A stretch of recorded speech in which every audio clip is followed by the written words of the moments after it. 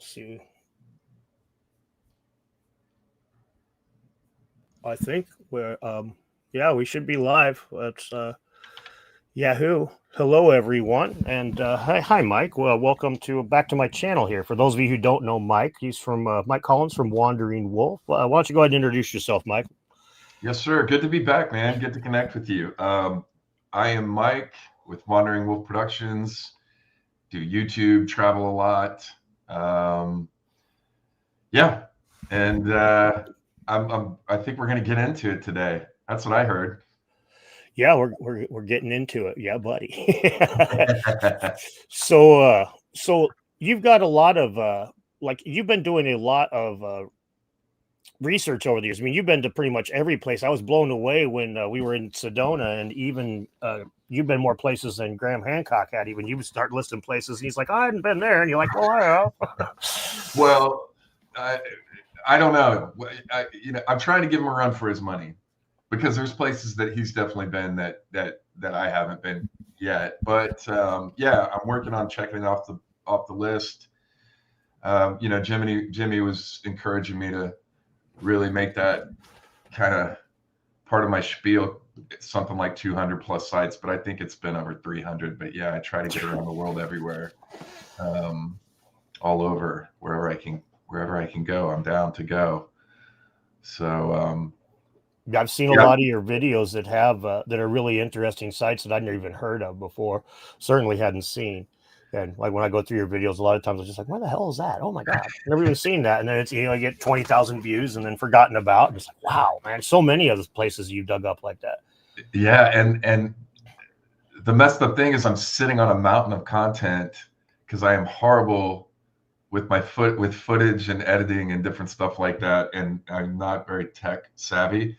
But the good news is Sammy, who you've met, came on board, is an absolute total badass, and she's been knocking out videos for me. And then Kay just joined me, and we'll be doing live streams here pretty soon. And so I've got people helping me now. So I'm looking. People may be getting sick of me in the near future as I start to a bunch of content. Well, that's good. That's a good problem to have, though. Yeah. Dave Lee is asking if you can see the chat. Can I? Oh, yes. Now I can. Yeah, send him the flip off emoji there, Lee. Thank you, Tammy. Hi, Mava, and hey there, Charles with no Xavier. Charles will correct you if you pronounce Dr. Danny Hillman Nadi Wajawa's name wrong, which I just did, so he'll be correcting me here shortly. He's good like that. Yeah, my friend Megan's out there working with Danny.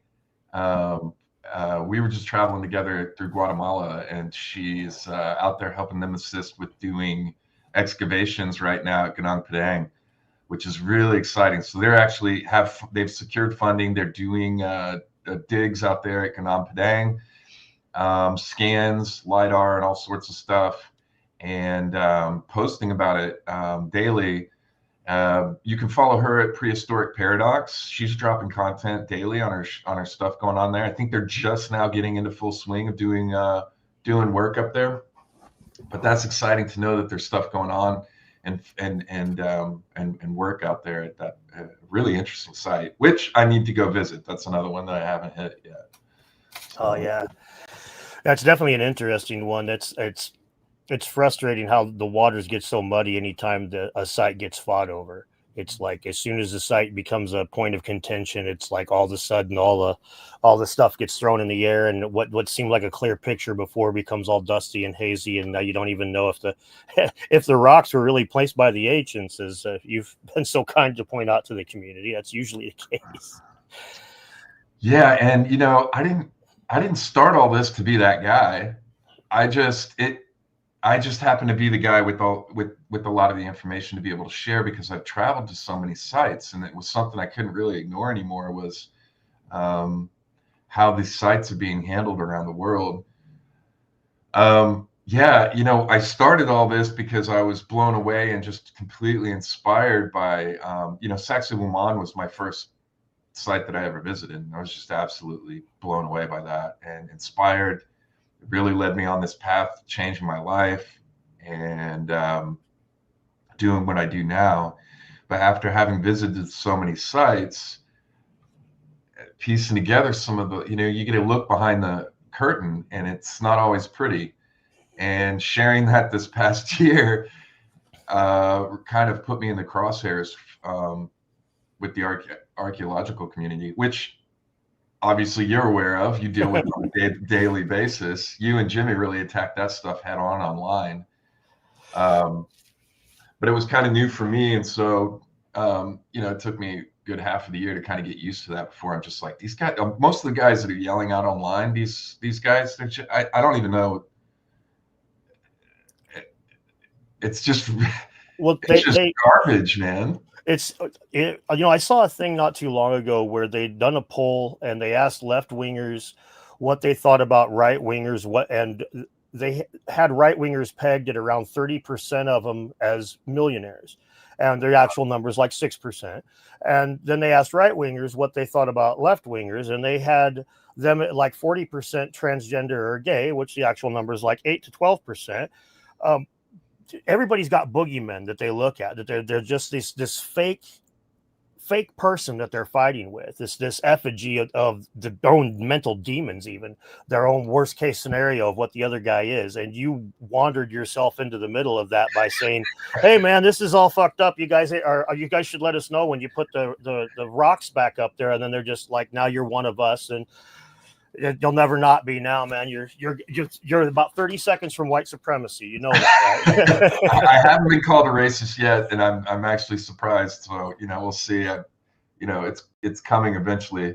But if I keep saying anything that kind of exposes any of this, and just to be clear to your audience, what I've been exposing is basically just that these sites around the world, all the most famous sites that unfortunately, this is where I become a real bummer for people, and I apologize for that. But most of these sites are all reconstructed. So for example, I just got back from Guatemala. Tikal and these temples down there that look amazing, and you can climb up and do things on, they're all reconstructed. That's all modern concrete on the exterior. So the interior of it might be original. When you look at these old pictures and they look like mounds of dirt, Chichen Itza is a perfect example. Teotihuacan, these types of places, all of that original structure that was found is now covered with concrete. Teotihuacan, that's probably thousands of tons of concrete. That's what that is. When you look at the pictures of the modern Teotihuacan, it's all concrete. Wow. Chichen Itza, it's all concrete. They're all reconstructed. And I dropped a video. It was just a short on my socials of exploring around there at Tikal and showing you the process. There's temples there under construction right now. And you can see the scaffolding where they're stacking the rocks, and then you go back behind the temple, and that's where they mix the concrete, and then they take the big blocks and cut them up back there, and they put the base there, and then it's all right there. So this is not, I don't even know what the archaeologists are arguing with us about when we are talking about these topics, because we've exposed it over and over again. And so that's where a lot of the frustration comes from when we're talking about stuff that's been so big in the public eye, like Göbekli Tepe. That's the concern. They're paving over sites at Göbekli Tepe. There's a shop right at the very top and a big circle so that they can, bus people up, and you don't have to walk all the way up there. There's a full road going up to the site. And we've talked about this before, that roofing system, that's a major construction project. So those beams goes directly into the site, which means they would have had to drill down for the weight of that roof, probably at least 20 feet, which we documented at Karahan Tepe, because they haven't built the roof, but they've started building the base and the structure and the holes for that. They went down 20 feet. So I have to assume the roof for Göbekli Tepe is bigger than the one they have planned for Karahan Tepe. So the holes have to be deep enough to support the weight of that. And this is a major construction project. You're talking about, they would have had to have cranes come up there to hold these poles to lift them and guide them in after you had workers crawling all over the site, digging down into there. So when they start talking about how these online archaeologists start talking about how their, vested interest is in protecting the site, I'm sorry, but I don't see that. And I don't listen to what they say anymore. I just look at the results, and the results speak for themselves. You're talking about major construction projects on ancient sites before they've been excavated, and they're okay with, on average, 5 to 20% excavating a site. And that is what we're basing our collective understanding of history on around the world, 5 to 10%. So when they act like they know what they're talking about with our past, it's at most, you have a 5 to 10, 20% understanding of what's going on in our past, because you haven't, and they have no plans to excavate fully a site like Göbekli Tepe. And the issue here, and I'm going off on a rant, but to wrap up, the issue here is money. It's tourism. So, heritage tourism, which is what this is, these ancient sites around the world, sits somewhere over $500 billion a year worldwide. That's expected to get up to about 800 million worldwide in the next 7 or 8 years. And in less than 10 years, it'll be $1 trillion a year industry worldwide. Wow. So if you think money isn't influencing the decisions being made at these sites around the world, I think you're just very naive to assume that. And that's the position that they're taking, is that they're prioritizing our history at places like Göbekli Tepe, when guys like Dr. Lee Clare are talking and arguing with people online. When really, in all fairness, I think we might be being too hard on the archaeologists, because honestly, I don't think they're in charge of shit. Probably not. I mean, we have here in the States, things are a little bit different, because we're not, if you go to a famous tourist attraction here, you might find a couple of people, trying to hustle you like they do outside of the pyramids of Egypt. But, that's more of a downtown in the big cities kind of thing here in the States. You don't find it around archaeological sites, but you go to Egypt or to Turkey or to some place where that archaeological site is a major source of bringing in people from these richer countries. It's kind of a no-brainer. I mean, how valuable is your past when your kids are starving? Fuck my past, feed my kid. So that's the attitude that a lot of these countries are going to take, and we're going to have a hard time fathoming, especially the more white collar somebody gets, the less they've ever had to do without. They're not going to really understand that mentality, how desperate people can actually get in a situation like that. And so, there was the East Wenatchee Clovis site that was a sticking point right before the whole Kennewick man was found up here in Washington. And the guy that the land was on, he wanted to make it a museum. He was working with local archaeologists that knew the tribes, and they were all trying to navigate it. He thought they were taking too long, so he brought in an archaeologist from New York. The archaeologist came in and was like, he pissed off all the tribes, and the tribes shut the site down. But the push was, the tribes wanted to honor the site, and the landowner wanted to make money off of it, and the government was perfectly content with them making money off of it. It wasn't going to stop it. Right. So, and that's here in the States. You can only imagine, if had the tribes not stepped in, then the East Wenatchee Clovis site would be a museum right now. And you can only imagine in the rest of the world where, I mean, who's going to step in Turkey? You got some indigenous people who were kicked out of Turkey 10,000 years ago. They got claimed to it like the Nagpur or something. No. So no, the sites there, the government of Turkey entered into that agreement. I think it was 2018 with the Doges Group. It's an international corporation that specializes in managing tourist sites for profit. And amongst the dozens and dozens of other businesses that this corporation runs around the world, right? So they have their fingers in everything.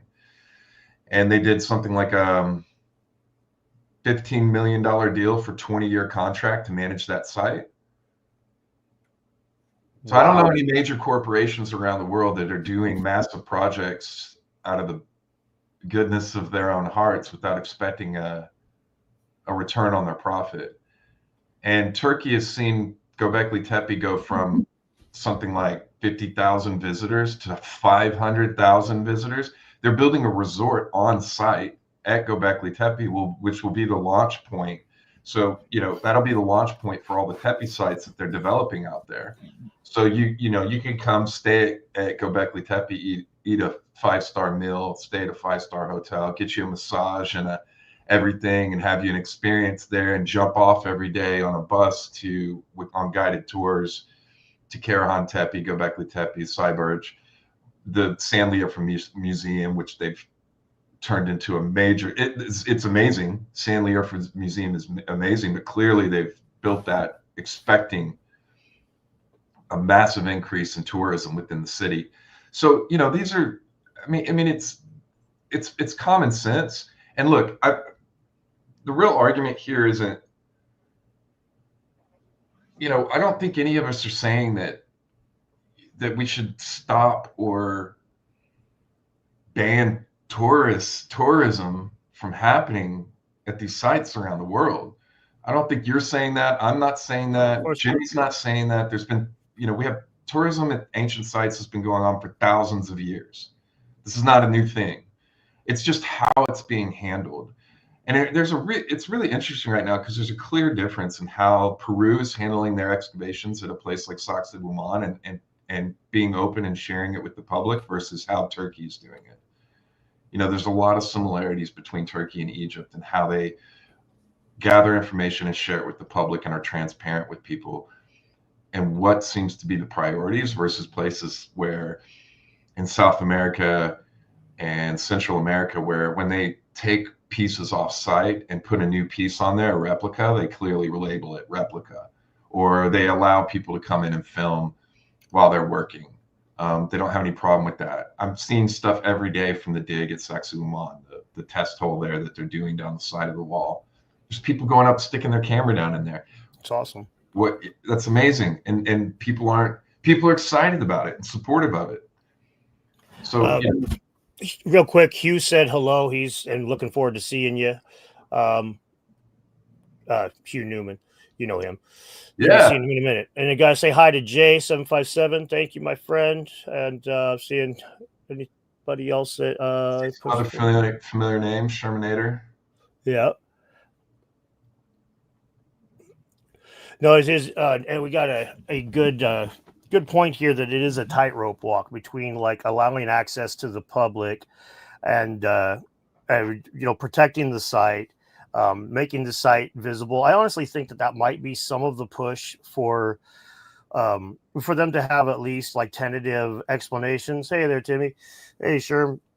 I think that's some of the push to have the tentative explanations. It looks nice on a little plaque when they can say that, this was built by this people in this time and blah, blah, blah, and they use this technique. It's a lot nicer than we don't know how the fuck they did any of these things.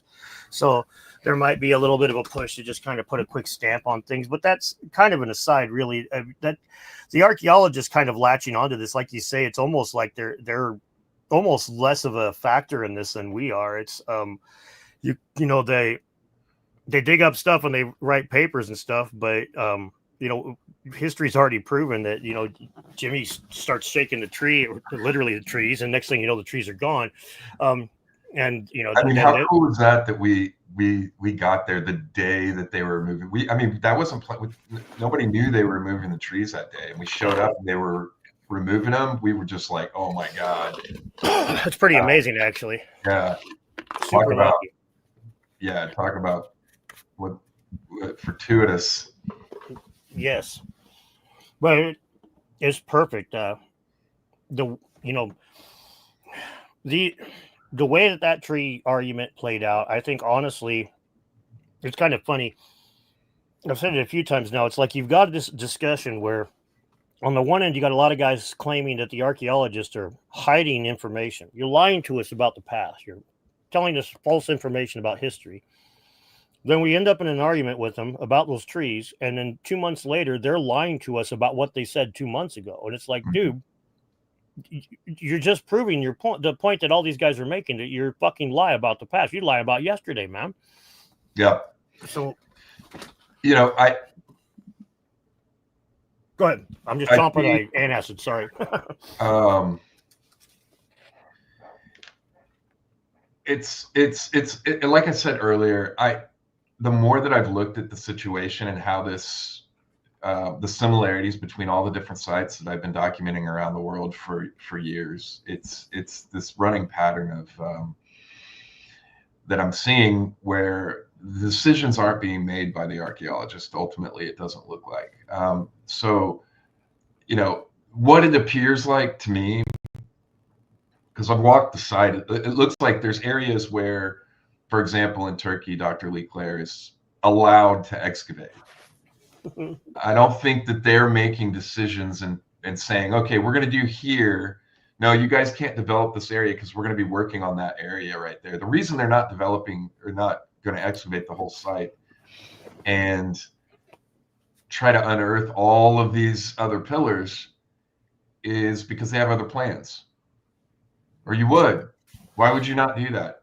That'd be some of the biggest discoveries on a regular basis that you could have that would bring so much attention to a site like that and history. And, even if they want to say, these things take time and longer than some of us would like, you would still start. The interest level is so high that they could be turning this amount of attention into something positive in terms of all sorts of things like funding and help to make this happen. And I wanted to point out, Hugh dropped a note in there in the chat saying Enclosure C is being reconstructed badly, possibly damaging the archaeology. There's no way that you're not damaging the archaeology with the way that they're building on that site. Like I said before, these steel beams are piercing directly into the site. So it's I don't think that the concern that's being shown by the community and the way that they're being hit is unjustified. They just don't. Well, no, it's quite the opposite. I think it's the kind of thing it took social media and people like yourself before this even was known, like was even noticed, and even then, like there might have been 10 people or 100 people in the past that were ringing this bell, but without a platform to put it out on. But now even Flynn Dibble can get a platform, so certainly you can, and put this out into the world and say, hey man, we got a problem, and that's like you say, the archaeologists aren't in control of it, but they sure have opinions about it all.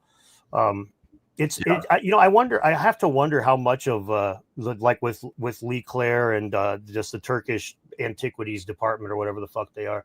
I have to wonder how much of this just completely caught them, like kind of like I was saying earlier, where you just kind of wandered into it. I wonder how much they feel like one day they just turned on Twitter and they were just like, "Oh fuck me, what's going on here? Oh fuck." Absolutely. No, and it seems like there's been real time rewrites, like you were talking about how they've been handling things, and then backtracking and trying to redo the narrative. The trees are a perfect example. It's had a bit of that feel for the last year is that they're just like, oh shit, every day, and playing catch up. It seems there's a lot. They're always on their heels, even when they're attacking, they're defending.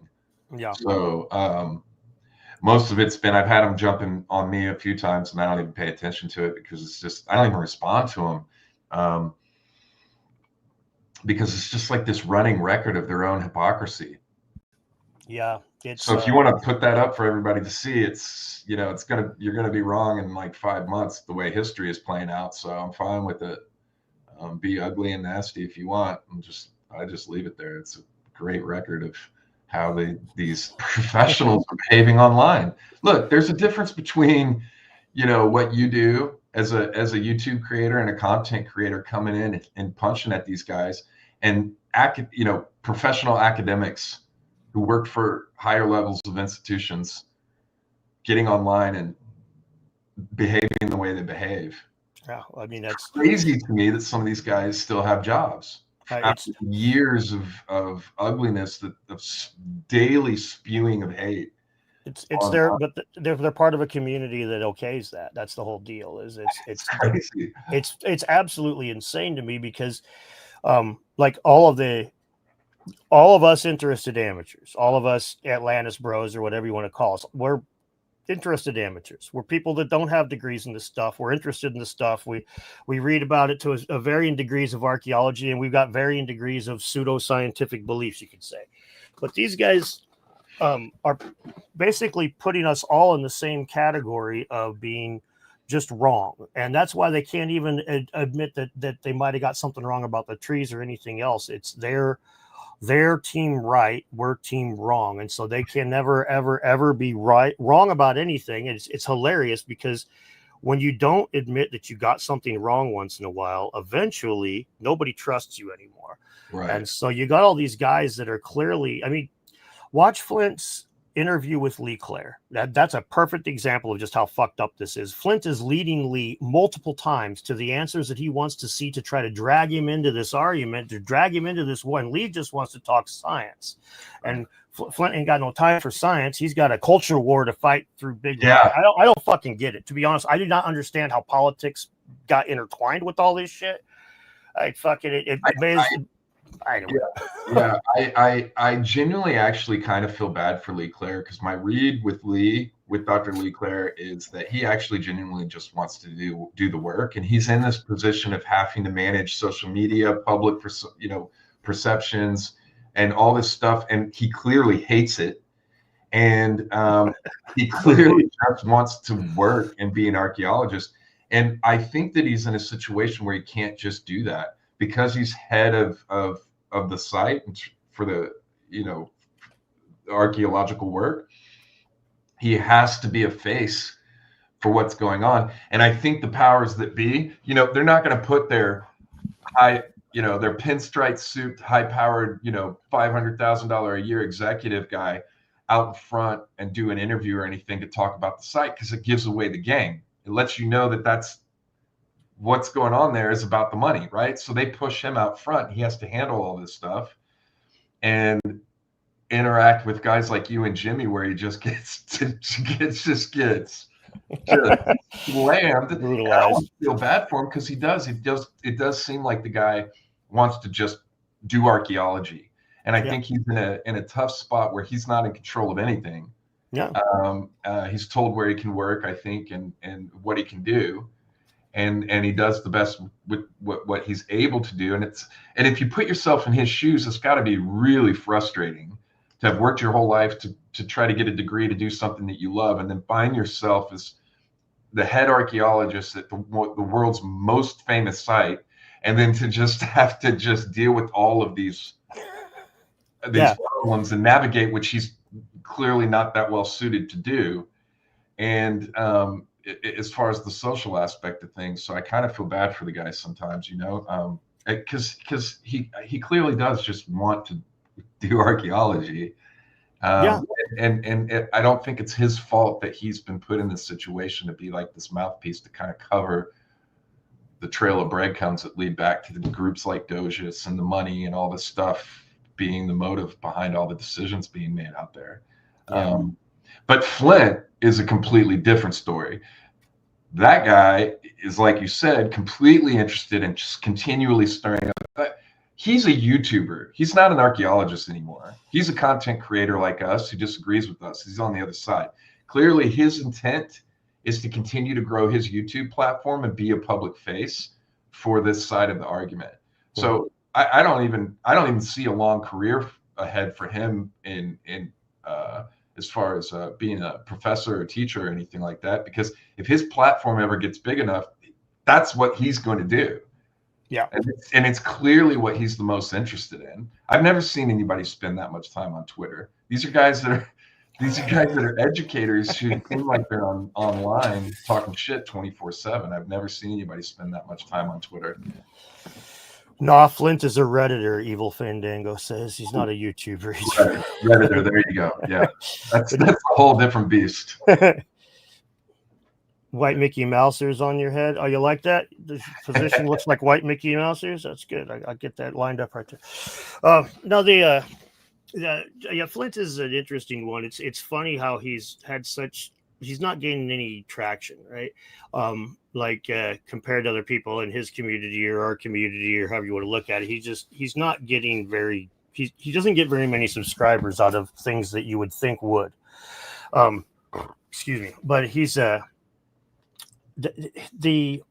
I, him and John Hoops in particular, and there's a couple of smaller outliers, but those are the two that it's like they've got this hard on for things that disagree. It's like they think that like battling pseudoscience or pseudo archaeology or whatever is like some noble cause that's going to like change the world and stuff. And it's like we're sitting right now with just this year a position that was railed against by both of those guys and many other debunkers. The whole idea that there was a connection between South America and Asia on Easter Island. That's been proven now by human and plant DNA. That's fucking. There's no question now. And for 60 years, that was considered a pseudoscientific position and was attacked by people just like these two, as a matter of fact. They both got, you can find comments that they've made about that whole mess. So it's like you would think at some point they would start to, I don't know, act more scientific about it and kind of, hedge their bets a little bit and say, well, the data currently indicates that's not what we've got, but blah, blah, blah. This is what I think. But instead they just say, nope, we can. I mean, Flint in his whole, Atlantis is like a flat earth position. I mean, you can't, that's so logically bankrupt that, I mean, I can fly to the moon and take a picture of the earth and show you that it's round. Try that with Atlantis. Where's the photograph you can take to show me there's no Atlantis? Okay, fuck, man. It's just stupid. Yeah. I've always found it weird to think that the position that it's so crazy to think that there was like, if not a worldwide civilization, there was this massive exchanging of information and ideas and stuff worldwide at a certain point, thousands of years ago. I mean, these are cultures that are building things like the pyramids and stuff, and you're telling me they're incapable of transoceanic travel, circumnavigating the world. Like, it's not even close to being out of the realm of possibility for somebody that can build structures like the pyramid to the level of precision that was done. I don't. It seems like all it takes for these guys to be proven wrong again and again is just time. Yeah. So it's just being patient and waiting for things, and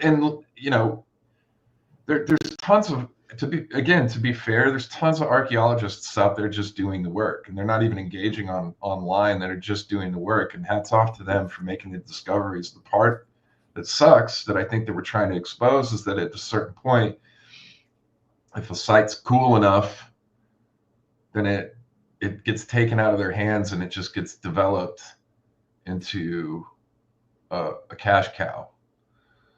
I mean, one of the best examples of that is Chichen Itza. I've been to that site over and over again for years now, and it's just changed so much. I mean, it's like going to Disneyland or something for ancient history. Wow. You walk into a whole ticket lineup thing. There's lockers, there's the restaurant on site, there's stores. You go through all that, then you just walk down a gauntlet of vendors, and it's just, and that's what it is. All these sites bring in a significant amount of money. I mean, the great example of that is the Yucatan Peninsula, not just Chichen Itza, but the entirety of the Yucatan Peninsula is being developed in such a way. They now have a train system down there called the Tren Maya, where you can do a big loop and visit every ancient site down there. You don't build a mass transit system covering an entire peninsula if you're not making money off of that. Yeah, that is exactly right. So, and I think that the thing that in that video that I did, I mean, that archaeology exposed video that I released, I'm still so surprised. I thought that was just going to be so big, because the stuff that's in that video is just basically exposing what I've seen for the last 10 years. Yeah. And I've left it up as my featured video on that channel, hoping it just gains the traction I think that it deserves, because that is the full look behind the curtain that I've had for the last 10 years. That's 10 years worth of footage that I've put in there for the most part of what's going on at sites around the world. I mean, I go to Angkor Wat, and it's just full construction crews taking stones that they can't move, and cutting them up with modern saws to put into a wall, just to build the wall, not put them back in place where they went and figuring that out, just cutting them up so they'll fit, and then put them into a wall where they want it. There's no archaeologists or anything around. It's full construction crews with cranes and stone saws cutting up big blocks. And that's fucking insane. And the Sphinx. The Sphinx in 20 years, not even 20 years, and the Sphinx that people are going to see isn't going to be the Sphinx that I've seen. It's being fully encased in modern stone right now. So over half of the Sphinx is not original at this point. Yeah, it's fully encased in modern stone, and they're going to continue doing that. And that's a lot of the reason I think that this ends up being so. I think part of the reason is that people don't want to face reality. I deal with this sometimes with the electric pyramid stuff, where ultimately I frequently get people that will say, well, you don't know what energy sources they had and whatnot. It's like, well, that's fine, but don't call it electricity then. But it's the same. People get upset about something because when you say that Chichen Itza has been rebuilt, that also means that the undulating serpent that lines up with the equinox was put in place by modern hands, not by ancient ones. And that starts fucking with people's beliefs, man, right, on a fundamental level. Look, here, I'm going to bum people out even more. Here's the sad thing. I went over this on my sit down and interview with Matt Bell. Is, that the shadow that goes down, that was when they started reconstructing it back in the day. It was like a local lawyer that noticed that and wanted to build off the legend of the serpent. Archaeologists didn't get involved because, as goes the articles, because they already knew that all of that was reconstructed and might not be completely the original shape. So he wrote a book about it. It drummed up tourism, and now you have people out there clapping and looking at it. And I don't know, man, whatever. But it's like we're going to have to reevaluate as a community everything that we're seeing. These cuts and stones that we see that would attribute to, like, that a lot of people like to use as proof of ancient technology, that they were cutting stone and stuff. We're going to have to look at every single one of those just to make sure that it wasn't a modern stone saw cut while they were trying to cut a piece in half, and that they were going to move to stack somewhere, like I just talked about it going on at Angkor Wat, to that where they slipped and just made a mistake and left it there. We don't even know anymore that some of these stuff like drill holes and saw cuts into the stones at these ancient sites aren't just modern mess ups from construction crews on sites that are rebuilding these places. Because I've seen it all over the world. Drill holes. They take stuff like even the Göbekli Tepe pillars. At Karahan Tepe, they have pillars that are being held up with concrete that have steels being. So they take drills, drill through the pillar, and then put steel beams in it so it'll support the whole piece, and then they fill it with concrete, and then that's how that's made. So there's sites around the world, from Egypt to Turkey to all over Asia and South America, drill holes, saw cuts, all these different things very well could just be, pieces of stone that got drilled or cut. They were going to put it in place in this wall that they were reconstructing, and then they didn't need anymore, and they just left it on the ground there. And now you're looking at drill holes, and you're like, oh my God, ancient technology. No, it was just done 20 years ago when they rebuilt the site. Potentially, I'm not saying for everything, but it puts you in a position where we now have to ask questions about literally everything that was some big thing in the ancient history community now. Again, because they don't tell you what they're doing, and they're not transparent about this because they just want to get it up so they can turn it into basically a theme park and make money. Yeah, well, Testiculate is commenting that Petrie commented on the drill cores and saw cuts, and that's exactly what Mike's talking about here. Is that we can verify that the ones that Petrie's talking about are old, but we can't necessarily say the ones that he didn't talk about are old, because if we have to dig into it, because there's also going to be some modern drill cores out there running around. And, it is funny. I was talking to Hugh Newman, actually, and I forget who it was sitting with us talking, but there was a few of us talking, and I mentioned stone lapping, where it's a technique where they rub two stones together to make them super smooth. And for those who aren't aware, this is how they make precision granite tabletops today. They still, if they order a machinist down to the micron granite tabletop, they rub two pieces of granite together until it's that smooth, and they ship it out. So it is something they were able to do a long time ago. The tech's been around forever. But the dude that me and Hugh were talking to, he's like, "Oh man, you just like kicked the wind out of my sails." It's like all these things that were in his head, and so I'm seeing the same thing. You probably did it to an even higher degree, because it's like you're not just talking about flat stones. You're like all of it. You can't just look at it and go, "God damn, the engines were cool." You got to look at it and go, "All right, what did the fucking modern people do?" It's not that that this doesn't exist, and these examples don't exist from ancient times. But all I'm saying is now you have to look at everything with a more discerning eye, because of how they're handling these sites worldwide, and so it's a bummer. It's a bummer to think about. Look, I completely changed my life. I used to work in sales, and I hated it. I was miserable. I did a whole career change in 2016, and then started filming and traveling around the world because I was so inspired. So this last year, honestly, it all started just by accident when I went on Matt Bell's show, and we were talking about this, and it just somehow naturally came up in conversation, and then it just clicked in my head, as far as like, I'm sitting on a mountain of evidence of all this, and I've been walking by this for close to 10 years now. And then that's how that video came about, Archaeology Exposed video. And it's been kind of a bummer.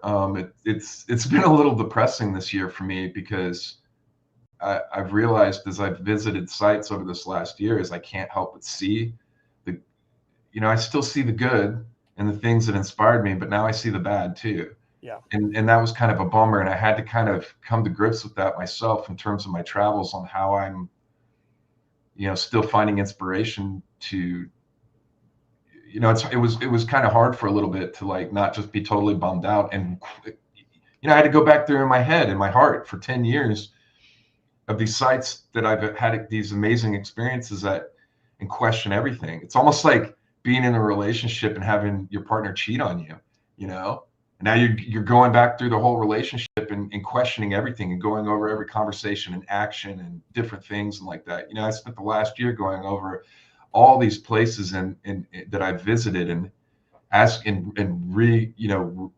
taking another look at it from a wholly different perspective now. And then figuring out how to mesh that in my head for moving forward. Some of it's a bummer. It's just what it is. And I really want to stress, I'm not against tourism. I'm not against developing sites. I just think that there needs to be, I think there's a better way. And I think it starts with being transparent, and also communicating with the largest community of people that are interested in all of this. Yeah, they're definitely, they've definitely lost the plot. Like when the Society for American Archaeology first became a thing, like 100 years ago now, the founding bylaws, like the very first one is talking about, like, the professed reason for it is to bring interested amateurs into the fold, to offer them help when they ask, not to just fucking crawl up their ass and tell them all the time that they're wrong about everything. But basically it was to try to, like, form a partnership between the interested amateur and the professional archaeologist. And that's, like, completely gone now. Now it's degenerated into this complete argue and war and fight, and only one person can be right, only one person can be wrong. And it's got to the point where, the more the ego gets injected into a science, the less the science is scientific, the more it just becomes a psychological shit show. And I mean, that, like I was saying about the Lee Clare thing, where you could see it with Flint interviewing him, and how he was just kept leading him with these questions and stuff. It's like, even if a guy wants to stay out of it, put him in charge of that site, and next thing you know, he's got people on his side of the fence trying to fuck his shit up. he's got guys on our side of the fence trying to fuck his shit up. He's got to go on Twitter and make an account. He's like, I haven't used this thing since 2008. And I go dust this off. What's my password again? Fuck. And come argue with all of us. I was so surprised when I saw him jump back online, just a couple weeks ago. I was like, oh shit, here we go. Yeah, he'd been gone for a minute. Jimmy didn't miss that. He's like, hey, Lee, how you doing, buddy? I mean, he punched him right in the mouth as soon as he walked through the door. Yep. I got to say real quick here to 12 centimeter 32. That's the massive statues that are perfectly symmetrical. Yeah, there are two things. One, they're not exactly perfectly symmetrical. Two, we've been doing that since the Romans did that stuff. They copied Greek statues. We have the means, like copying statues identically, exactly. We've been able to do that for thousands of years. These kinds of things. The issue is where it comes. Like to me, honestly, the vases are much more compelling than the symmetrical faces on these statues. The vases you get pretty. It's pretty interesting. You see Carolee Polka doing the. He went to the Cairo Museum to do scans. He's like, oh, everybody's going to cry about the damn, all of the, what's the name of the word? Provenance. Everybody's going to scream about the provenance. Fine. Fuck you. We'll go to the Cairo Museum and do it. Now what? Which is interesting, man. And we're actually getting somewhere. And that's, I think the vases are a great example of what the problem, of how the problem really, how bad it is, because there's data there. We've got tons of people pulling data out of that, making videos, putting it out into the public. People are interested. People are wondering what's going on here. There is no explanation that is sufficient to explain everything that we see in some of these. And it's still reliant on the alternate researcher to do the work. And when it gets to the point where it's like, I was the one that first started getting, hey man, at the very least, Ben Van Kerkhoff's proven that they had a lathe a lot further back in history than they did. And that became the standard debunking argument. Oh, yeah, they just had a lathe another 1,700 years further back. But do they even give Ben or any of these guys credit, any credit for having done this work? Fuck no. They just put their name on it and run with it. It's like, dude, you guys, you don't even, these are numbers you would not fucking have if it wasn't for our side of the fence. Right. You're welcome. And huge shout out to Ben. The work that he's been, look, I used to, was traveling, I'd go to the museums, I'd look at stuff, but I just kind of breezed through the museums a lot of times if it wasn't something like really, so focused on megalithic stuff. And rightfully so. When you're looking at megaliths, it hasn't been changed, altered, or messed with, right? And that's why I focused so much on megaliths. So I sometimes, like the more intricate stuff like the vases and things, I just kind of breezed through. I never really paid attention to them. And then I watched Ben's speech, his presentation at CPAC years ago, and it completely changed my perspective on what we're looking at here and how important it is. That presentation that he gave at CPAC changed my outlook. I'm never going to be into the vases the way that he is doing it or different stuff like that. It's just not my thing, but it shifted my mindset in a way of understanding how important that is to pay attention to and look at. It really made an impact, and he's still doing that. He crushed it on Rogan. He's making amazing discoveries, and you're right. He's not going to get the credit other than in our community for the work that he's doing. Potentially long term, he will, because he'll always be the one that's kind of leading the charge and doing the work on this from the beginning. But you're right. It's. I think they'd have a heart attack if they had to acknowledge or put Ben's work in a paper. Oh man, have a stroke. No, absolutely, they would have a stroke. It's they put themselves in this interesting position where when they talk to their community, the other skeptically, scientifically minded people, it's easy for them to just, we have letters next to our name. These guys don't. I say this, they say that, but I'm the authority. So why even look? And this works with a shitload of people in this world, a ton of people. But as soon as they're proven to be wrong on anything, that completely disintegrates. I refer to it as a glass cannon. That's a gaming term, but it's with something doesn't have any health, but if it hits you, you're fucked. And that's that kind of where they're at. It's like if you shoot them, if you pin them on something, they're screwed because they've sold everything on. I'm not wrong. I've got all these letters next to my name, which is why you'll never get one of them to admit they're wrong on any fucking thing on this planet, which is pretty hilarious to me, to be honest. Because again, that's like the very basic.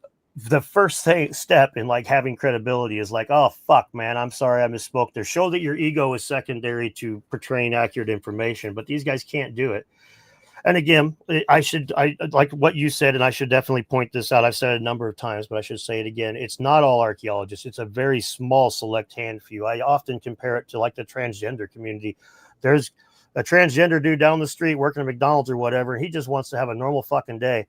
But then there's the dude on YouTube that's in GameStop going, call me ma'am, and one of these two ends up in our feed, and it's not the dude at McDonald's, it's the one at GameStop. So we get this whole skewed version of everything, like I was saying earlier, everything. So with the archaeologists, the five that we see on Twitter are the five biggest assholes that there are in their entire community.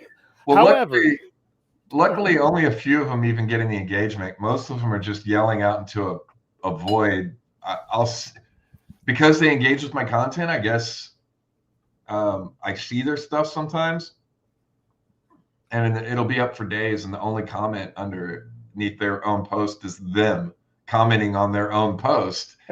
It's crazy how little engagement they get. So we can all see that, and we know, where the court of the public opinion is leaning in terms of the perspective on all of this. But they can't see it for some reason. There's the ones that are online representing archaeology. There's a real ego thing going on there, pride thing that kind of keeps them from seeing the direction, culturally things are shifting and have been for a while towards.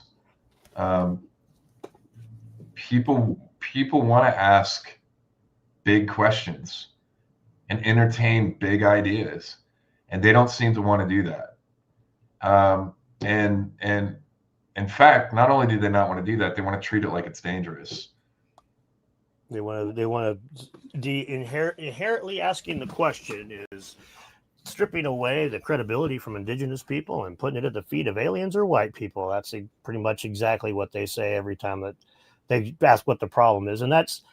I mean, let's be clear, that's a fucking shallow justification for acting this way. It's that's a pretty big stretch there. It's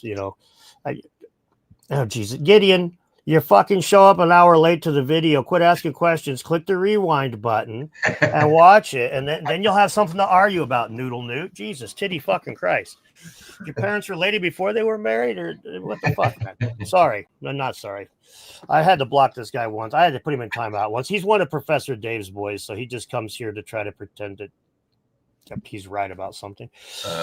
So, yeah, anyway, that it is an interesting situation that we have where, like, a lot of the information that we use, I mean, pretty much all the information that we use is gleaned from archaeologists and anthropologists, and the vast majority of these people are just fine. But you do get the occasional ones that come in and my specialty was with electricity was like working in industrial environments or high-end residential, low-end commercial. I guess you could put it that way. Doctors' offices and rich people's homes. It's a lot of troubleshooting. I wouldn't dare to begin to tell a lineman how to deal with his fucking job because he's doing something different than what I did. Even though we're both technically electricians, he's so far out in left field. He's dealing with all kinds of shit I never had to touch. So I don't tell him how to do his gig. But these archaeologists, man, they'll be a fucking expert in one thing and they'll be babbling about something else like they fucking know. And they looked at the same fucking stuff I did. They read the exact same paper I did. They read the exact same Wikipedia article I did. And they probably had to Google the definitions just like I did. But this is the state of affairs. It's kind of, I mean, it's similar to the, oh boy, should I be open though? it's kind of similar to the way we see politics in the wake of the whole fucking shooting that just happened. It's like I have not seen so much polarized insanity on the internet since 2016. It's just like people are every stupid fucking conspiracy theory that you could imagine on God's green earth has come out. Everybody's got their own opinion. It's all attached to their politics. And then there's a handful of people that are not, but so many people are just like, this is one more example of insert personal belief here. It's just like, fuck me running, guys. Yeah. Yeah, we find ourselves, and I think that's, the overlap between, that the argument online continually gets steered towards that taking of sides, instead of just being able to ask questions. And that's what we're engaged in here for the last however long. And with the archaeological community, at least the archaeological community that's on Twitter, right? Because I can do whatever I want on any other platform and I don't catch shit. That's just X. I get some shit on YouTube, but yeah, generally speaking, they're all on Twitter. Yeah. And really, really, like when I called the archaeologist that's in charge of Serpent Mount, I talked to him, and he was super chill. He was like, I told him what was up and stuff, and he just had a conversation with me. I spoke to other archaeologists. I've still got many in my inbox that talk to me that are like, please don't ever tell anybody my name. Yeah. The problem is that there's a few of them that they're being allowed. That's the big problem, honestly. It's just if you only takes a handful of nut jobs and everybody else keeping their trap shut for these guys to be able to run amok. Yeah. If their colleagues would be like, hey, dumb shit, you're making us all look like fucking idiots out there. Shut the fuck up. It wouldn't take long. I mean, if the Society for American Archaeology started saying, dude, shut up, just put out a disclaimer instead of like, just try to bring in some of these guys into our fold. It's like over in Egypt, Zahi Hawass, he doesn't like us. He calls us pyramidians, but he ain't stopping those dudes that are peddling all the new age bullshit right there by the pyramid. He knows where side his bread's buttered on. Archaeology is losing money like mad. They're fucking shutting down departments. People are losing their jobs. And then they're like, oh man, I wonder what we could do. Fucking try engaging with the stuff that the interested amateurs that buy books are. But as soon as one of them does it, fucking Lee Berger did that fucking thing on the Cave of Bones a couple of years ago on Netflix, and he got attacked on Twitter by the same motherfuckers that attack us. He did too good. He did too good. Yeah, you can't break ranks. Carl Sagan dealt with the same thing. It was like, oh, you're talking to those plebs instead of writing papers. What's wrong with you? Why are you wasting your time with those plebs? They were mad because he was famous and making money, and it's really the same thing with Graham and a bunch of us too. It's like Jimmy Corsetti talks about the site. Flint Dibble talks about the site. Jimmy gets money, and Flint gets $50. Flint's pissy about it, and it's just how it is, man. I don't know what to tell you. Yeah, and it's funny because it's like it's funny because whatever Jimmy says, it's like they take the opposite. It's like just because he says it, they're going to take the opposite stance, right? So it's just it allows them to kind of set these moments up for just exposing just how dumb a lot of it is, which is I mean, if anybody can just make one post and get all that whole community riled up, it's Jimmy. It's just crazy. Yeah, he gets them going quick, man. So quick, yeah. And I don't engage in all of it, but I enjoy watching it for sure. You could do live stream episode every week just on Jimmy's posts and the interactions and stuff. Oh my God. Yeah. It would be entertaining. It would be very entertaining. I got to ask this question here. Adam, you say that somebody called North 02 a racist? What the hell? Who's calling North 02 a racist? I mean, I get along well with North. I know he doesn't get along well with Jimmy, but I get along well with North, and I don't think he's a racist. He's been talking about the copper culture in North America lately. Maybe there's somebody's bitching about that. Oh, thanks, 12 centimeter 32. We got a lot of people telling us hi and stuff in the chat. Thanks, guys. I'm sorry, just not trying to derail the conversation to tell you all hi over and over, but hello. Excuse me. But yeah, it is pretty wild to think that I don't know. It's funny to me to think if I was in that position where it's like this is my job and people are close. It's you have to be they're idealistic to the point of like a religious person. That's just like you can't give them an inch or they'll take a mile kind of insanity. Which Yeah. I mean, fucking just talk to us, man. We'll talk to you too. It's crazy. All right, Mike, who would you recommend as a local guide in Kemet? My own itinerary on the fly and on the cheap, not mainstream touring, including Abasur. Dan can shoot you my email for our honeymoon. Oh, that's nice. You could email me. I help people all the time put stuff together, especially if it's a place I've been to. Where did you say he's going? Kemet? Yeah. I don't know. I'm it's pretty easy to find guides over in Egypt. And I will say this, Egypt is one of the few countries where I like to travel solo. I don't like having guides. I like to be able to be free to do my own thing and walk around and do stuff. But Egypt's one of those countries, one of the few countries where I recommend getting a guide because the hustle game is so strong out in Egypt, right? So, I'd be walking around sites out there. Even when you get on site, you're getting harassed, by people in there in the sites. And if you have a guide, they'll kind of run them all off. But yeah, I don't know. I'd have to look some of that up. We're doing a tour over there in November, and that's going to be a lot of fun. But it shouldn't be too hard to find you a good local guide once you get over there. But I off the top of my head, I'm not sure. If you get over there, have an amazing time. You're going to love it. Egypt's amazing. And Jay 757 just says stay awesome. So I guess we'll do that. Thanks, Jay. Muchas gracias. Yep. I just showed Tammy around Washington State here last week. That was pretty fun. That is not as good as going to Egypt, I would imagine, but Washington's fun. I like it here. I'm getting ready to like I was telling you right before, I'm getting ready to go get a painting and a couple other things from the East Coast or the western half of the state here. A quick little trip. We got to do a tour together. We do. Oh, we absolutely do. We absolutely do. That would be so awesome. And it's something in the States. We talked about it a little bit. I think, I think you've got an audience that would love to travel around with you and hang out. And some of the stuff you threw my way, we'll keep it secret for now unless you want to share it. But we can talk about it a little bit. It's fine. I'm okay. Yeah, I think that'd be a lot of fun. That, what would you call that part of the country? Midwest, yeah. It's got some interesting stuff up there. Some big major sites that are worth seeing.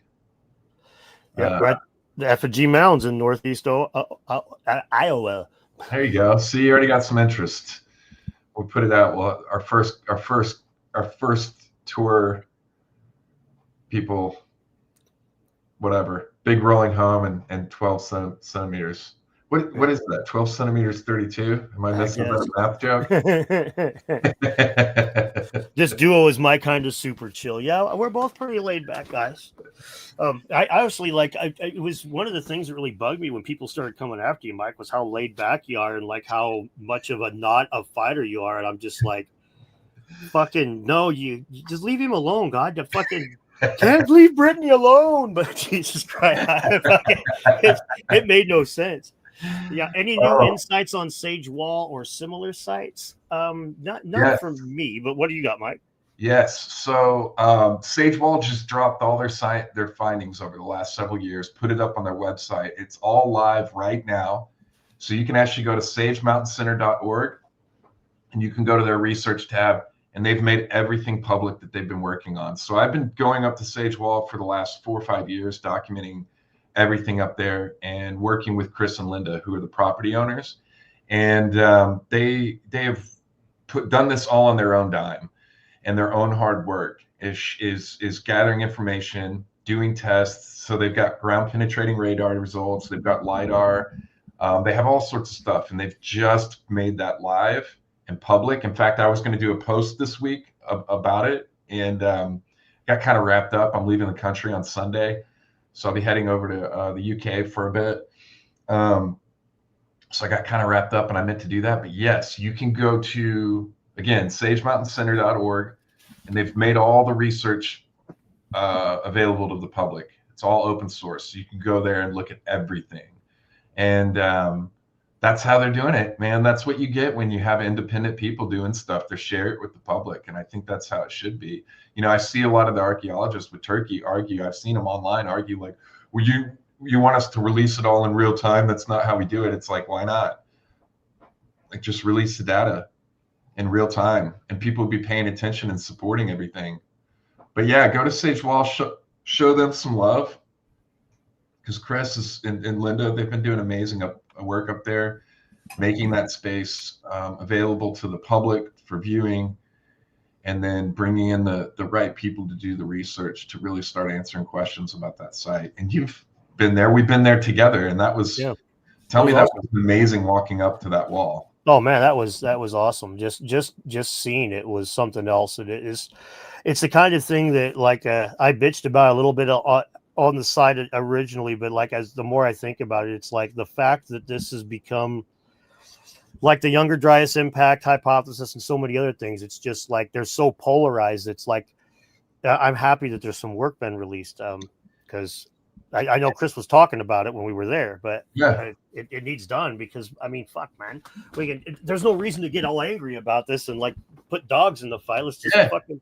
You know, Jimmy made a great point actually a couple of years ago. Hey, Trish, there's several people in here that Steve have been on a tour with me or going on the next tour with me, which is really cool to see. Thanks, guys, for being here. Jimmy made a great point a couple of years ago. He said it doesn't matter if Sage Wall ends up being proven to be man-made or natural. It's the work. We're doing the work. That's right. And you're going to find interesting stuff out of doing that work for ancient history or geology, and have a better understanding. And so the people that are just like shitting on the idea of doing the work out there and continuing to investigate Sage Wall, I don't understand that. Like, why, we're gathering data that'll give us a greater understanding of that area and what it's all been through in terms of the Boulder Batholith region and all that's gone on over there. Doing all that work will just give us more data and more information one way or the other. It's a good thing. Yeah. It's also good for people like us to just go through the motions of practicing and learning all this stuff. It's great for everyone. Exactly. Hey, thank you, Nick, for donating those 5 channel memberships. Much appreciated. Now, one of the things that's important with that, with the batholith there, is that the Boulder Batholith, almost all of the work done on it from a geological perspective has had mining at the forefront. It's all about mining, and that's fine. But there's a different somebody who's working for the Forestry Service who's looking at conservation and somebody who's looking at clear cutting are looking at it from 2 different lenses, even though they both have the same skill set. So when they're looking at this thing and they're looking at where to find the minerals and all this stuff, it's really not going to help us a lot with how Sage Wall was formed per se. But how Sage Wall was formed will give us more information. And I'm not saying that's the only information that's there, but if you look up geology in that region, well, what's Montana do? It logs, it mines, it farms. Mm-hmm. And I'll have to tell you that you go to Butte and there's that big ass fucking open pit mine. The thing's, I don't know how many football fields you could. Did you go see that? I didn't get close, like up inside of it. That was cordoned off, but yeah, I was seeing it from 2 miles away or whatever. It's fucking crazy. Massive. Yeah. I don't know if I released it or not, but I flew a drone over it and it went out over it. And I still got the footage, but it went, when I was out there, I was shitting my pants because my drone went off screen in black for like 5 to 10 minutes, something like that. And I just had to sit there and wait to see if it would come back and land just automatically. Mm-hmm. And it did, thank God. But I thought I lost it over the mining pit. But that thing's massive. The whole area there, that's Butte. They poison the water table under there from that mine. for it, pretty much indefinitely. So they have to filter all the water there in that town just indefinitely. I And believe it. that mining operation has to pay for it continuously. So it's just, that's what it is up there in Butte. Isn't that crazy? So, but yeah, you're right. It's, up in, and they're doing, this was a big deal a few years ago, is that they've been doing, this was a big controversial topic, is I wish I could remember the name of the company, Rio Tinto. So there's an international mining corporation called Rio Tinto. It's like the second largest mining operation in the world. It's based out of the UK, if I remember correctly. And Montana government just signed a contract with Rio Tinto. They did a few years ago. So you'd see these black helicopters flying over the sites all over the place, doing surveys and stuff, looking to drill and mine up there again. And some of that, they were flying right over Chris and Linda's property at Sage Mountain Center. And yeah, if they find big deposits and stuff out there, yeah, they might start tearing everything up and doing all that work again. And now, and the reason why this was controversial is Rio Tinto this company has a history of destroying ancient sites. They've done it in Australia. They've destroyed hundreds of ancient sites in Australia, just dynamited sites to make way for drilling and mining operations. It was a big thing, and there were huge amounts of protests and stuff while that was going on in Australia, because they were destroying like ancient Aboriginal sites, some of them dating back 40,000 years. And so this company has a reputation for doing that, which is concerning considering all the stuff that's been being found out there with interest. That's insane, but I do believe it. I have a friend that worked as a coal miner in Tennessee for a couple, 3 years, and he lives local. Me and him talk about my YouTube every now and again, and he's talks about the when we talk about NAGPRA and repatriation and all that stuff. Mm-hmm. He is very, very. He said straight up, he's like, that they told us, like, we had all these papers we had to read about what we had to do and blah blah blah. And then we get on the job site and the boss tells us, you find an arrowhead, put it in your pocket and shut the fuck up. That's exactly what he was told. Put it in your pocket and shut the fuck up. Get it off site. Because if they find something, they have to shut it all down. They have to shut everything down and they lose the project. So that happened. One of the best cases of that recently happened in Florida. They were doing I don't know if anybody's been down to Miami, but they've been building up massive, high rises up there for years. And yeah, they found some, like an ancient site, shell mound or something. I can't remember exactly. And they had to stop all the work, bring in archaeologists and everything. That whole project got shut down.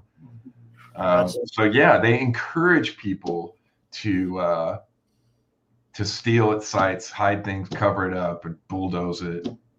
This happens all the time. It's been happening for a very long time.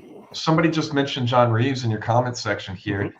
We get lucky when we have guys like Chris and Linda at Sage Mountain Center or John Reeves, who own these sites and then are willing to do the work and share it with the public, right? Because if it was, anybody else, these discoveries would just be getting bulldozed, like you're saying.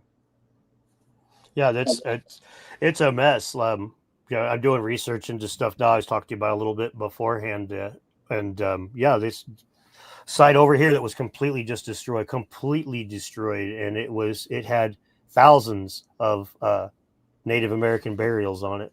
Thousands of them, of noble Native American burials, not their rank and file people. This is where they buried their chiefs and their wives of their chiefs and all that shit. And they blew it up.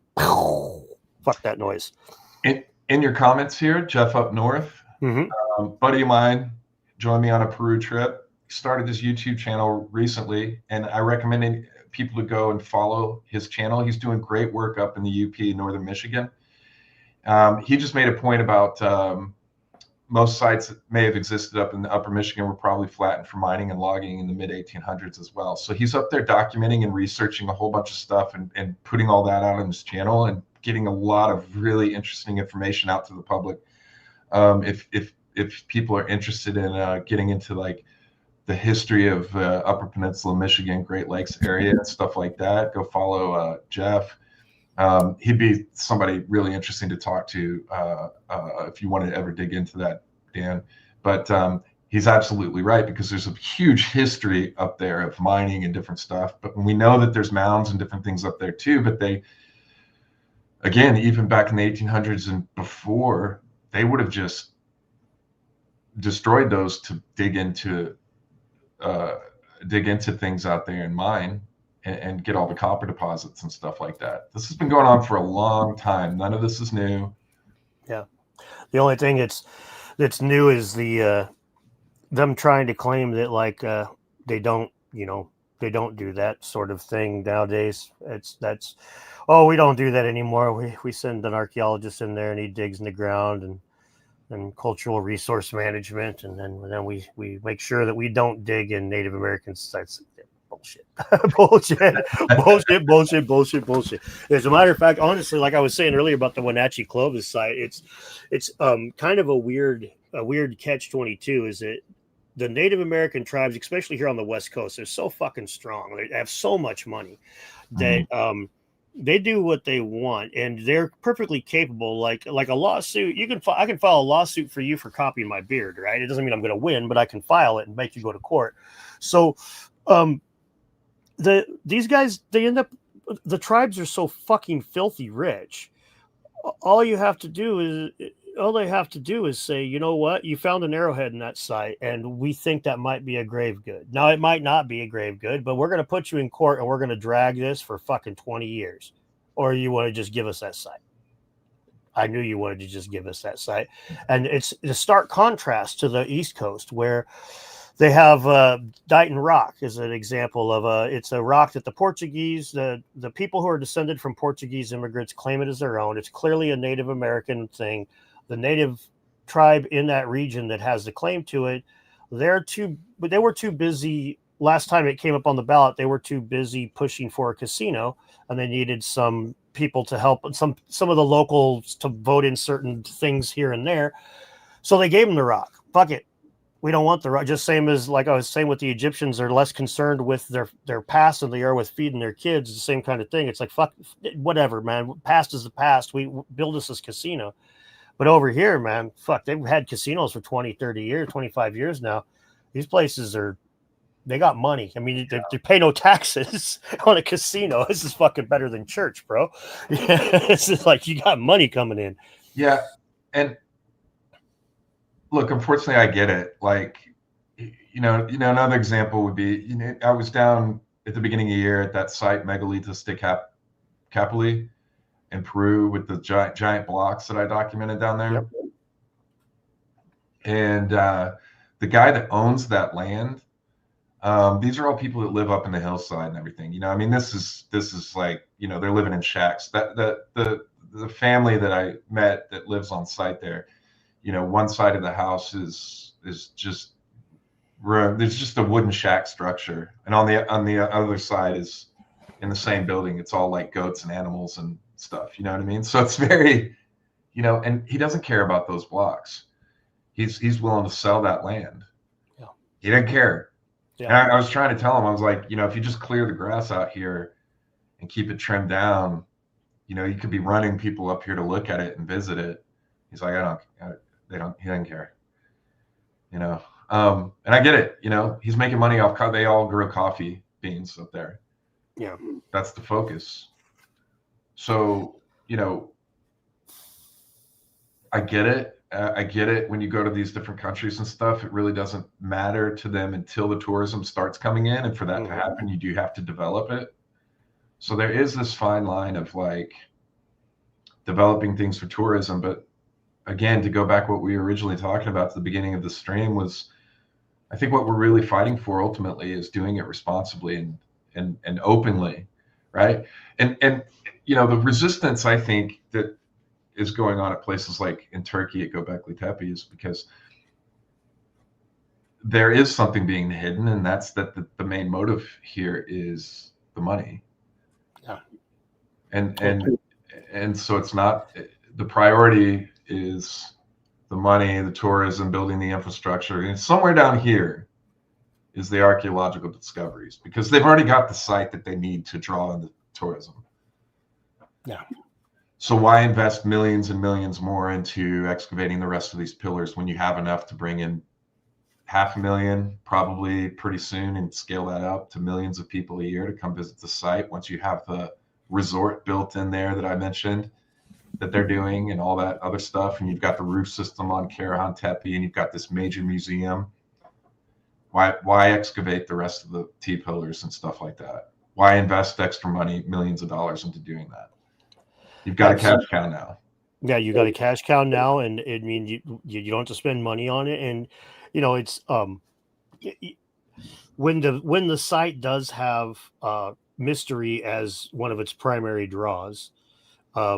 Seems to me that you could actually fuck that up. The example I use a lot with the pyramid with that hidden chamber. Well, what if they do find Khufu's body in there? Well, then all of a sudden all of these new age people that are showing up to fucking go meditate in the pyramid, might not. Now, personally, I'm still interested in the pyramid no matter what. Yeah. But there is going to be the fear. I could see the fear from the people in charge of tourism saying, fuck, we could break the goose that lays the golden egg here, man. If we fucking find Khufu's body here, that'd be good for like a year. But then these guys have been coming for the last 40 years. They won't come anymore. And there's that great quote from Zahi Hawass that I can't ever not use in this time like this. He's talking about Arab Spring and all the problems they had with their reduced tourism and stuff. And he says, no matter what is bad happening in Egypt, those new age people, they will come. This is very important to note. He's aware of it. He knows. And that's his job. It's a major thing. I've watched people at sites in Egypt have full on crying meltdowns in front of statues that I know are concrete recreations. Yeah, that's one of the things when I look at pictures of the people at the Sage Wall, or not Sage Wall so much as Giant's Playground, but I see a lot of that same kind of stuff where people are like meditating in front of piles of rocks and stuff. I'm just like, okay, I'm not going to tell you that you're not feeling something, but goddamn, son, really? Yeah. Yeah, there's a group up there that likes to do all that and go do it. Yeah. But I'm trying not to wade into deeper water here. You know what I'm talking about. I know exactly what you're talking about. It ain't a real robot, yo. Oh my God. Yeah. Oh yeah. But look, man, this is what I don't understand. Like for example, let's build off that, what we're talking about right here. You and me aren't really going to go out there and do that. That's not our thing. I don't really ascribe to that, right? But yeah. I don't care that other people are doing it. It doesn't bother me and it doesn't threaten me. Yeah. So other people having ideas of that this rock is a thing that I'm like, no, it's not. It's clearly not. That's just a natural formation. It doesn't. How is that hurting me that they want to go out and spend a couple hours sitting in front of it meditating? Exactly. If that works for them, that works for them, right? So, if there's a community of people out there wanting to chase and understand and pursue different means of lines of thinking and stuff around things and sites around the world, what is the real threat here? But because that's how things. You don't get a whole group of people and an institution to write a letter trying to cancel a show on Netflix for what? Entertaining ideas and asking questions. That's all that's being done. No, it's promoting white supremacy.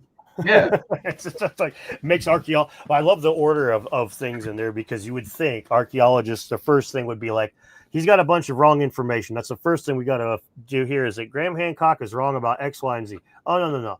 First complaint, he makes fun of us. He calls archaeologists mean things. Second complaint, he don't like brown people despite being married to one. Third complaint, oh yeah, some of the facts are wrong. It's like, what in the fuck, dude? You guys are so fucking blatantly transparent with that letter. But yeah, I'm glad they wrote it, because it's crazy letter. It's provided infinite ammunition against them to show where their fucking heads are. Because like you say, what's the problem with that? I usually use it. The metaphor that I use, or the example, if your kid, I got a teenage son, if I caught him on Reddit, yelling at all the people in the Halo subreddit going, man, you know, fucking Halo sucks. Call of Duty is awesome. I'd be like, dude, what the fuck's wrong with you? Why don't you just go play Call of Duty instead of going and telling these guys that Halo's, oh, well, then if he said to me, but the Halo's a racist game, Dad, you see? Now, I might still shake my head at him, but at least he's got a reason in his brain that to go do what he's doing, and he's not being a complete idiot. I'm battling racism.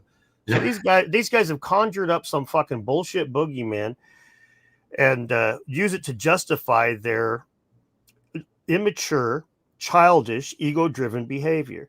I don't know how else to put it. It's all about them. I've said it a number of times. Graham Hancock has the wrong letters next to his name.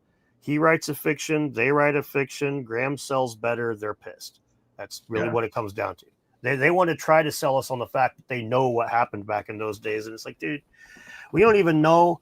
Fuck, there's so many people in the Egyptian lineage that we don't know if they were related by marriage or like brother and sister or aunt. No, we don't. So many people that they're like, well, we know these people existed, but we're not 100%. But they're gonna fucking tell us the whole rest of the timeline. They're just gonna lay it out. It's absurd. Yeah, and you know, I've been saying this for a while over the last year. You know, when you, on average, have only excavated 5 to 20% of any site that's ever been worked on, and you're telling me that you don't know, you have a piece of the pie. That's why we care about, another reason why we care about excavating all of Göbekli Tepe, because we want the whole story, not just these guys' extrapolation of 5 or 10% of what we understand about that culture and the site. You know, that's I think a lot of people are saying that's not enough. We want to know more. Well, yeah. And look, and it's crazy that we're arguing people whose job this is to do that. You're not joking, man. I told Jimmy back when he first started talking about the trees, and I said we first started talking about excavations at Göbekli Tepe about a year ago, and everybody, all these archaeologists were coming out and saying, like John Hoops said that they could encase the site in concrete because we just build a visitor center, because as far as he's concerned, they've got enough stuff to work with and all this kind of shit. And it's like, I told Jim, I'm like, dude, what you need to do is go out like once a day and just pick a site. Be like, you know what? They need to excavate more at the Parthenon. They need to excavate more at Easter Island. They need to excavate more at Göbekli Tepe. And then by the end of the year, you'll have archaeologists literally advocating for not digging everywhere on the fucking planet, dude, because all you got to do is say dig there. And they're like, no, we don't need to anymore. Jimmy Corsetti said dig. I don't need to do it. Jesus fucking Christ, you guys. Could you be more predictable? Yeah. I mean, fuck. You know how easy you are to manipulate when that's all it takes is certain people saying certain things and you can fucking jump the shark? Man, these guys are idiots. Idiots to a man. But it is funny because, like, I mean, we do have a lot of things that we do need some of their expertise on, but it's like we end up with, for example, with Göbekli Tepe, there's clearly iconography there, lots of it. Only seeing 5% could well be erasing any chance of us discerning a proto-language. You know, we need a higher percentage of those symbols in order to see if this was a language or not. And they don't want to dig there, but I mean, it's like that to me seems like something that's extremely interesting. There's a lot of different symbols there, and they're not even interested in looking into what they could possibly mean. It's like, dude, I mean, you're going to leave all of that to guys like Dr. Martin Sweatman, and you guys are going to throw rocks at him the entire time for fucking not doing things according to the way you think they should be done. And it's like, God damn, dude, you have the chance. Why don't you do it? Oh, no, we don't want to dig anymore. Yeah. It's talk about frustrating, but it's a, I don't know, it's a good fight. It is. It's a worthy fight to try to, and I mean, I like to think that, you know, I like highlighting people like Paul Hill and different people who are willing to call out their own spaces and for what it is. If you're not following him on X, you should. I don't know if you've seen his posts, Stan, but It's Who? Paul? Paul Hill. Yeah, the archaeologist Paul. Yeah, Past Politics. And yes.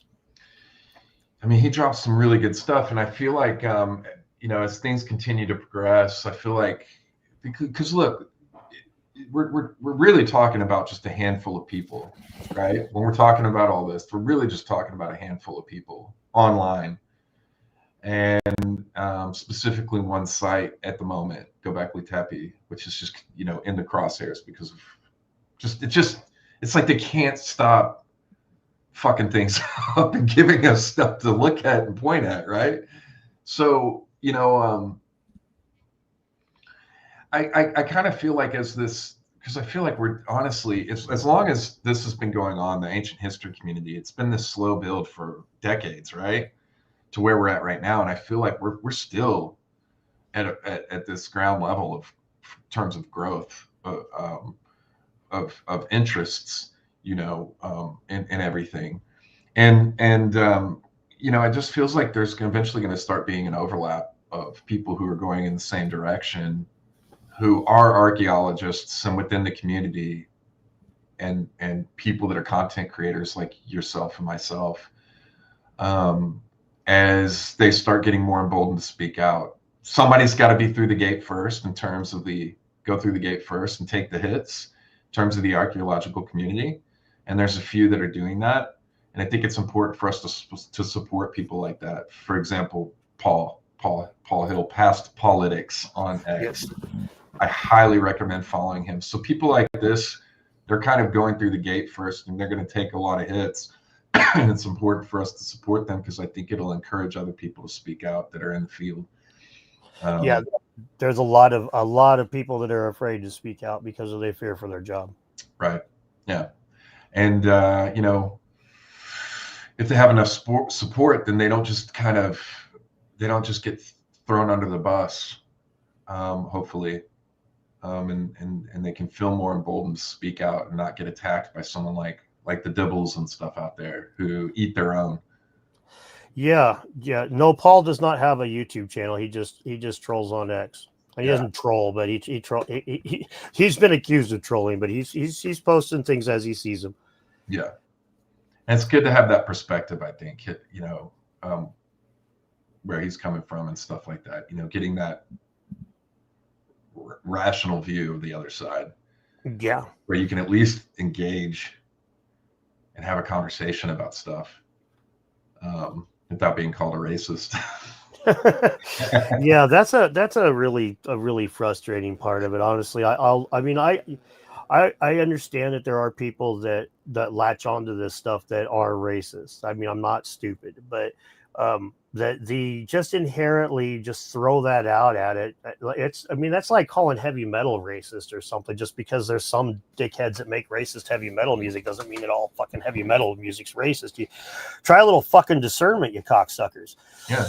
Instead of you just broad brush shit. And then, I mean, it's especially hilarious to me because of, if you really start looking at like the especially in America, if you start looking at racism and all this stuff, dude, the anthropological community that gave birth to all these archaeologists, that was fucking, they were so bad, dude, so bad. You still, if you go look for a Kachina doll, a Navajo Kachina doll, if you go look for one of those nowadays, it will not be made in a traditional manner, because they ain't made in a traditional manner for about 100 years, because about 150 years ago, anthropologists were like, oh, these noble savages are all dying up. Let's go buy all their shit.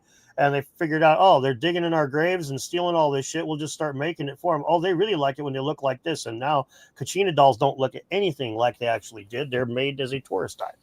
It's fucking, and there's reports, man. The one that always sticks with me was the lady that was in her 60s, and it was like 1930 something, I want to say. And she saw in the Smithsonian Institute, she said she saw her grandfather's grave goods that she witnessed him be buried in.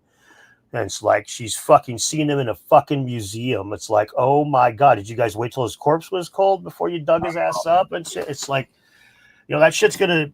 So I do like even when they stonewall us on doing getting information from a site, I can understand where the Native American tribes are at with that stuff. It's like, and in a lot of ways, honestly, that East Wenatchee Clovis site, man, they're not going to be fucking putting any bullshit tourist stuff in there for any time soon. So it is immune to the stuff we've been talking about happening in the rest of the world, because the natives said, bury that motherfucker. Fuck you. You can't have it. Which sucks. But at the same time, maybe 100 years from now, maybe they'll change their mind, or maybe we'll change our mind, or who knows. But at any rate, it's not being poured in concrete. Yeah. Which places are in America? Chaco Canyon. So it's all concrete. It's insane. Yeah, I was really blown away because I didn't notice that as when I was visited the site until I went back and looked at the footage. When I started making that video, I started going through all my footage going, you know what? I wonder. And then looking and then like, yeah, that's all concrete. Just all concrete. I mean, there's stone stacked in there with concrete. That's how they're constructed Chaco Canyon. And it does make me wonder why there's other, ancient sites, burial mounds and stuff. It's like nothing, it's like we can't show a level of, or they won't do a level of reconstruction up past Mexico City. It's weird. Weird. That is weird. Because they could do it at places like Cahokia Mounds or different. I mean, they've done it with the concrete at Chaco Canyon, but we're not seeing things done on a scale like these other places. Just kind of weird. Well, the other places are third world. Look at La Salle Caves. They eventually built a visitor center, but in the meantime, like, they had it available to the public and they closed it off to the public, but they continued to do their work, and then they built a visitor center that's a recreation, right? Right. That's kind of first world way of handling these sort of things.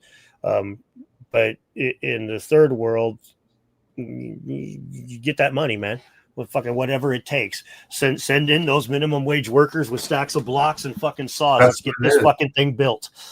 And that's what it is. I think if you try doing that at places in America, people would notice and it kind of get exposed, right? But yeah, in other places, it's just day laborers coming in and, pouring concrete and stacking blocks and cutting up blocks and doing that. Yeah, man. It's crazy. Well, we should probably wrap it up here soon, bud, but let's talk a little bit before we do about what we got going on in Arizona this December. Oh yeah, it's going to be such a blast. So big conference in Phoenix and Scottsdale. So you can fly direct into Phoenix. It's like 20 minutes away from the airport up in Scottsdale. Quest for Ancient Civilizations conference. So you can get tickets at worldviews with the Z media.com, or you can go to my website too. It'll link you over to that one. I got a link in the description of this too. Perfect. Yeah, hit that link. You can go over, get tickets. I think we have tickets starting for the whole 3-day event, like $250 to $325 to $395 for front row tickets. And then there's hotel options and food options. So we've got a stellar lineup. We got Dan, man Dan on the card here. Yeah, I'm there. And then Jimmy Corsetti, AJ from the Y-Files, Gary from Nerdrotic, David Hadley Childress, William Henry, Hugh Newman's going to be there. Michael Button's going to be there. We got a stellar card. JJ Ainsworth, Will's going to be there, who's another amazing traveler and explorer. I'm really excited about that. I'm really excited for you to meet Will. You're going to love him, man. Good guy. He's a giant. And I thought I was a big dude and tall. He makes me look tiny. Bunch of amazing people. I'm probably forgetting someone, but Alana, anyways, going to be a great event. Going to be a good opportunity for everybody to hang out, get together. We've been working really hard on putting this together for months now. This is the first of many events that we're kicking off. We've got this one going. We've got a Sedona event in next year in May. And then we're working, that's all of this. If you come out and support these conferences, this is all leading up to a big event that we're doing in Austin, Texas next year. at the Moody Theater at ACL Live, which, if you don't know, is a massive venue here in Austin. And I look at Austin as kind of ground zero for ancient history. You've been here. Yeah. We even got to hang out here in Austin. Oh yeah, we did. So at the Liberty. So I'm really excited about that. And I hope everybody's going to be there. Yeah, Hecklefish will be there. I don't know. I don't know if Hecklefish will be there, but we'll see. We'll see GI if he makes it. Exactly. But yeah, I hope everybody's able to make that. I don't think you can find a better deal for a conference. You can get in and get tickets for $250 for a 3-day weekend. Yeah, it's going to be awesome. Old Town Scottsdale, and hang out with everybody. I can't wait to see everyone and shake their hands. It's going to be a lot of fun. And then you and I working on a tour. We're going to try to get something together here by the end of the year that we could put out that people could join us and travel around and see some of these sites and hear us talk and ramble on about whatever, I guess, for a few days. So a lot of cool stuff. If you've got the link in below, go check it out, because you'll see the lineup there. All the information's on the site for the conference. That's going to be a lot of fun. Yeah, it's going to be a blast. I'm really looking forward to it. The one in Sedona was awesome. I had a really good time there, and I really enjoyed the Cosmic Summit. These meeting of a bunch of different people and stuff. It makes me wish I was younger, because I can only keep up with so many people for so long. But man, it's really cool to meet so many people and to talk to so many people about all these different things. It's pretty wild, to be honest with you. How many people have different questions for you, man. Like in Sedona, I remember at one point, like, people shaking my hands and taking pictures. And I just looked, there was just this line of people. I'm like, my God, man. It's just wild. Yeah. Yeah. I'm generally pretty introverted. So at that conference, after being on stage and then talking to people for several hours, like, I made it back to my hotel room and just, man, I just crashed out so hard. I believe that. But it was so fun engaging with people and meeting people, and people that I still talk to today from that event. So it was great to just talk to everybody and like really dig into stuff that everyone's clearly so passionate about. That was a lot of fun. And it was all right seeing your face too. Yeah, it was all right seeing you too. Yeah. Yeah, it was a lot of fun. And hopefully we see you guys there. Scottsdale's a lot easier to get a Uber in than Sedona. I learned that the hard way. Don't try to Uber in Sedona, but you can Uber in Scottsdale. You don't need to rent a car or nothing. You can just go. You can get out of the airport, grab an Uber, go straight to the event. Yeah, hell yeah. Direct flights into Phoenix makes it easy. Phoenix is one of the cheaper cities to fly into, and then even if you don't stay at the hotel where the event's at, there are rooms available that are discounted for if you're a ticket buyer. There's other options in the area that are affordable as well, that are really close. So it's gonna be fun. I don't know if you've ever been to Old Town Scottsdale, but that area is really cool. I haven't been to Old Town Scottsdale, no. Well, we'll go out one night and grab a beer. I'm gonna stay a couple extra days. I'm gonna stay at least one extra day, maybe two. We'll see how much time I got with this whole single parent life, but he's 17 now. He handles taking care of himself for a few days at a whack. There you go. You can break away for a weekend, huh? Yeah. But back in our day, they just handed us a key and a fucking box of Hot Pockets, told us to fuck off. Yeah. You want water? Get it out of the hose. That's right. Awesome. Well, thanks for showing up here and chattering with us, Mike, and thank you, everybody. Thanks, Tammy, for moderating that, and Nick and Elminster, and all the rest of you guys that showed up, Corky and Elad, and everybody else for showing up and talking to us and saying hello. And hope to see you guys in Scottsdale. Mike's channel's down below. If you haven't subscribed to him, go click the button, and then click a button and come see us in Scottsdale. Good to catch up with you, man. You too, brother. Take care, everyone.